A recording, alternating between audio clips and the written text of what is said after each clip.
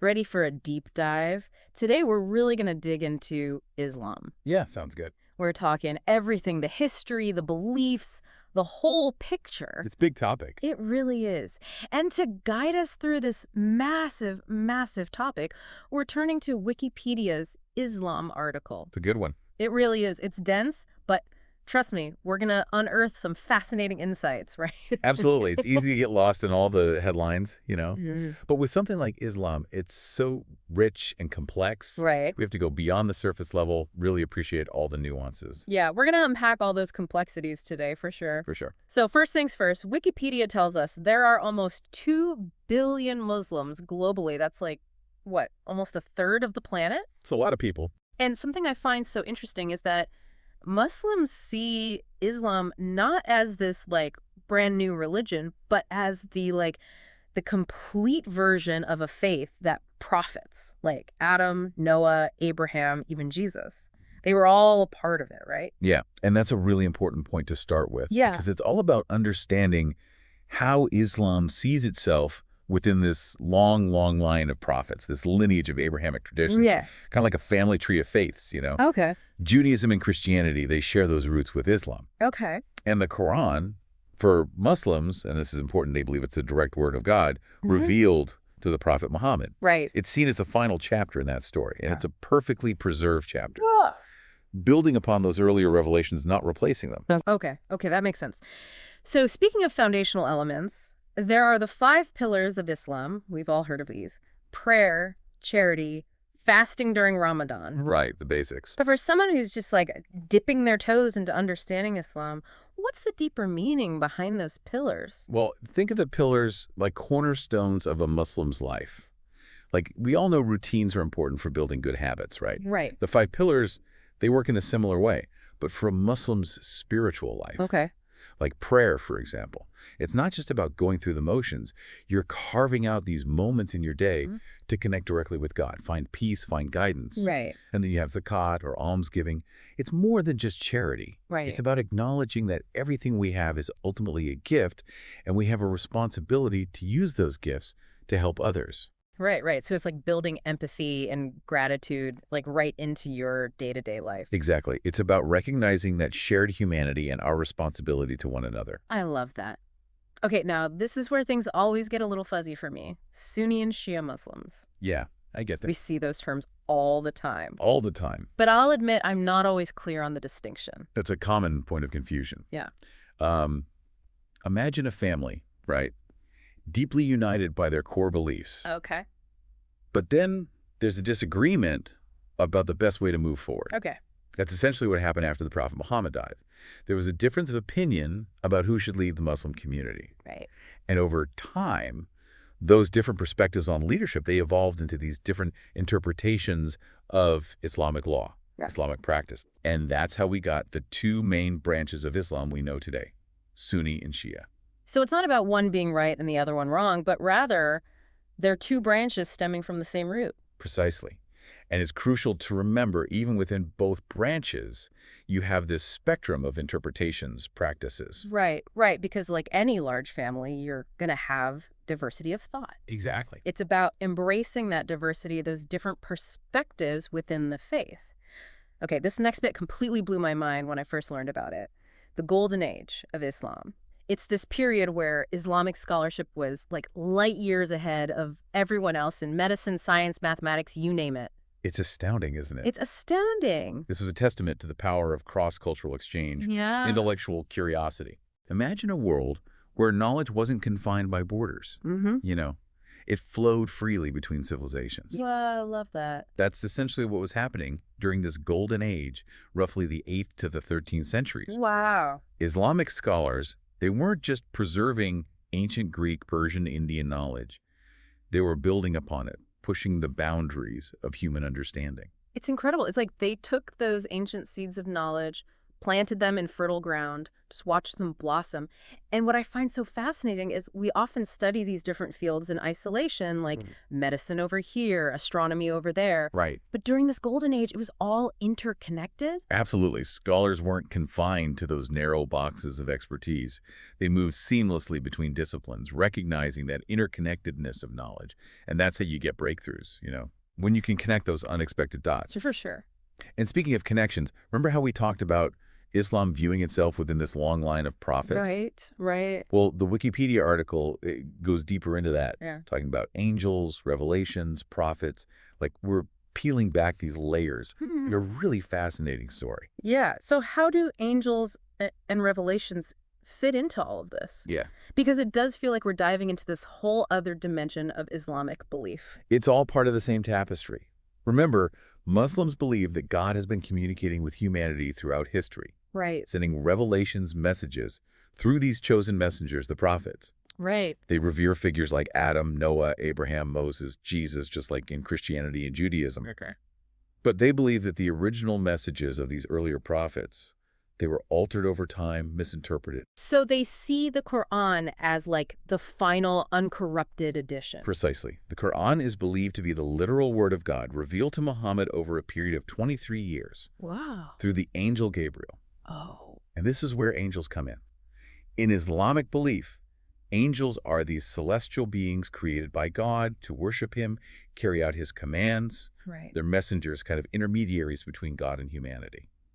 So it's Gabriel who delivers the Quran to Muhammad. Are there other important angels mentioned in Islamic texts? Definitely. You have Michael, who's associated with mercy and sustenance. Okay. And then there's Israfil, Okay. who, according to Islamic tradition, will blow the trumpet to signal the day of judgment. Wow. So angels are woven into the very fabric of Islamic belief. They play these vital roles in God's plan. So it sounds like Islamic teachings give a pretty clear picture of what angels are and what they do. But what about prophets? Yeah. They're human, right? So how does that work, being chosen by God to deliver his message? It's a heavy responsibility, for sure. Prophets are seen as these incredibly important messengers chosen by God to guide humanity. They're human, just like us, but they possess these extraordinary qualities.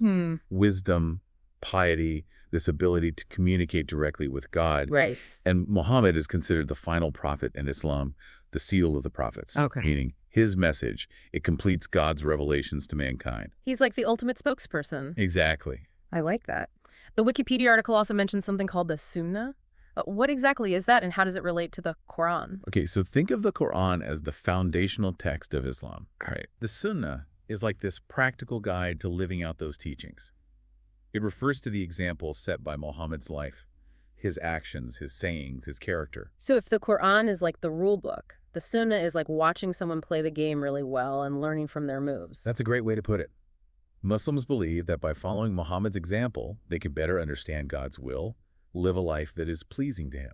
So how do Muslims today know what the Sunnah is? Was there like a biography written about Muhammad or? That's where the hadiths come in. Okay. These are collections of stories and accounts about Muhammad's life, things he said, things he did, things he approved of that were passed down orally for generations before being carefully compiled and written down. Fascinating. So Muslims use these hadiths to understand how to apply the Quran's teachings to their own lives. Exactly. The hadiths provide context, practical examples to help Muslims understand the Quran's message, follow Muhammad's example. Right. It's important to note, though, that different branches of Islam might have different interpretations of certain hadiths or prioritize different collections, Right. which again highlights that diversity within the faith. It's like having different translations of a book. That's right. The core story's the same, but the nuances can vary. Exactly. So we've got the Quran, the prophets, the angels, the hadiths. It's a lot to take in. But it's fascinating how all these elements intertwine to create this rich tapestry of belief. Now, what about those 5 pillars we talked about earlier? Prayer, charity, fasting. These are such important practices in Islam. Can you walk us through each one, explain their significance? Absolutely. We touched on prayer and almsgiving earlier, but let's dive a little deeper. Yeah, let's do it. The first pillar, the foundation of Islamic belief, is the Shahada, the declaration of faith. It's a simple but powerful statement. There is no God but Allah, and Muhammad is his messenger. It's about affirming your belief in one God. and acknowledging Muhammad as his prophet. So it's like the entry point to the faith, that fundamental belief. Exactly. What about the other pillars? The second pillar is salat, the 5 daily prayers performed at specific times throughout the day. Okay. And it's not just about reciting words. It involves a series of physical postures, standing, bowing, prostrating. And these postures, they help to focus the mind and body in prayer. It sounds almost meditative. It can be incredibly meditative. It's a chance to step away from the busyness of life, connect with God, find peace and clarity. The third pillar, zakat, that's all about social responsibility. It's the practice of giving a portion of your wealth to charity, recognizing that everything we have is a gift from God and that we have a duty to help those in need. So it's about building that sense of community, that shared responsibility for one another. Exactly. It's about ensuring that everyone has access to basic necessities, opportunities. I love that.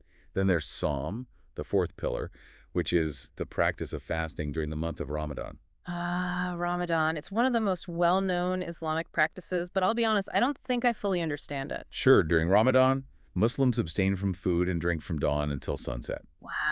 It's a time for deep spiritual reflection, for strengthening your connection with God, and for cultivating empathy for those who are less fortunate. That sounds challenging, but also incredibly meaningful. It is. It's a time for both personal and spiritual growth. Right. And finally, we have the fifth pillar, Hajj, Oh, okay. the pilgrimage to Mecca. Right. Every able-bodied Muslim who can afford it is expected to perform the Hajj at least once in their lifetime. I've seen pictures of the Hajj. It's millions of people all dressed in white, circling the Kaaba. It's such a powerful image of unity.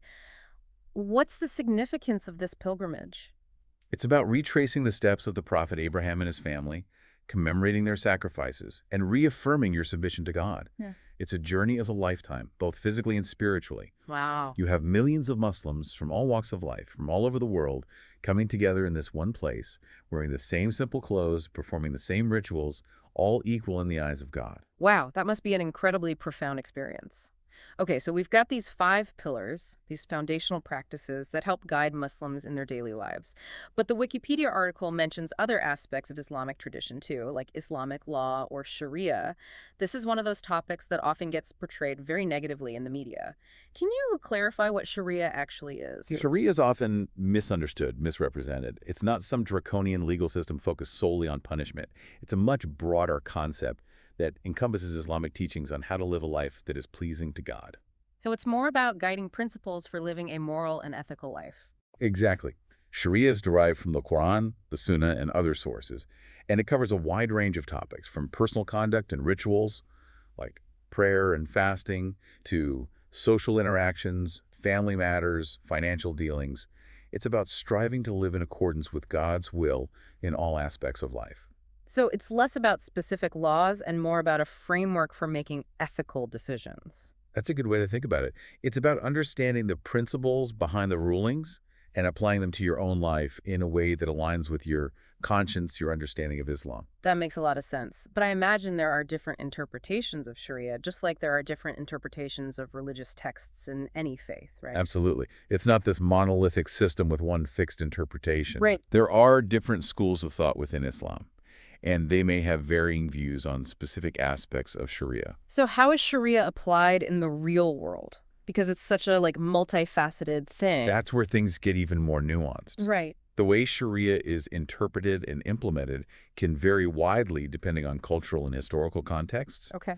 as well as the specific legal systems of different Muslim-majority countries. So there's no one-size-fits-all approach. Exactly. It's about understanding the complexities, the nuances, not relying on simplistic headlines or generalizations. Which is, after all, the whole point of these deep dives, right? Okay. To go beyond the surface, really grapple with the richness and complexity of a topic. We've covered a lot of ground here, the core beliefs, the practices, even the legal framework of Islam. But what about the impact of this rich history on the world today? Wikipedia mentions an Islamic golden age. Can you tell us more about that? Sure. The Islamic Golden Age generally refers to a period from roughly the 8th to the 13th centuries, a time of incredible intellectual and cultural flourishing in the Islamic world. And it wasn't confined to one location. Right. It spanned this vast area, from Spain to India. Wow. During this era, Islamic scholars made significant advancements in a wide range of fields, including medicine, astronomy, mathematics, philosophy, and art. It's like they picked up the torch of knowledge and ran with it.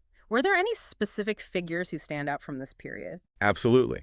One of the most famous is Avicenna, a physician and philosopher whose medical encyclopedia, the Canon of Medicine, was considered a standard text in Europe for centuries. Wow. It's incredible to think about the lasting impact of these scholars from the Islamic Golden Age. What led to this explosion of knowledge and discovery? Well, there were a number of factors. Okay. The early Islamic empires were relatively stable and prosperous, Right. which created a favorable environment for scholarship. Makes sense. There was a strong emphasis on education and learning within Islamic culture. Okay. Rulers often patronized scholars and scientists, providing funding and support for their work. Right. And the Islamic world at that time was strategically located at a crossroads of trade routes, which facilitated the exchange of ideas and knowledge from different civilizations, ancient Greek, Persian, and Indian traditions, all kind of coming together. So it was like this perfect storm of circumstances that allowed knowledge to flourish. Exactly. It's a great reminder that progress often happens when different cultures interact and share ideas. It's like a reminder that we're all part of this ongoing conversation, this human project of understanding the world around us. Yeah, exactly. We've talked about the past, but what about the present? Islam today is a global religion, almost 2 billion followers. There's got to be a lot of diversity within the faith. Oh, absolutely. Just like any major religion that's been around for centuries, Right. Islam isn't monolithic. There's a wide spectrum of beliefs and practices within the faith. Think about it.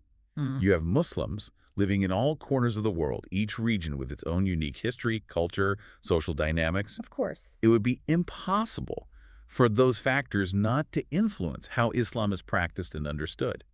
Right. It's so easy to fall into that trap of thinking about Islam as this one thing. Right. But in reality, it's experienced and expressed in countless different ways. Exactly. And that diversity is something to be appreciated, not feared. Absolutely. It enriches our understanding of the faith, and it reminds us that there's always more to learn. Oh, for sure. What we've explored today, even with a source as comprehensive as Wikipedia, it's really just scratching the surface. It's true. It's like we've opened this door to a whole new world of knowledge, and now it's up to us to keep exploring. This deep dive has really opened my eyes to the richness and complexity of Islam, the history, the beliefs, its impact on the world.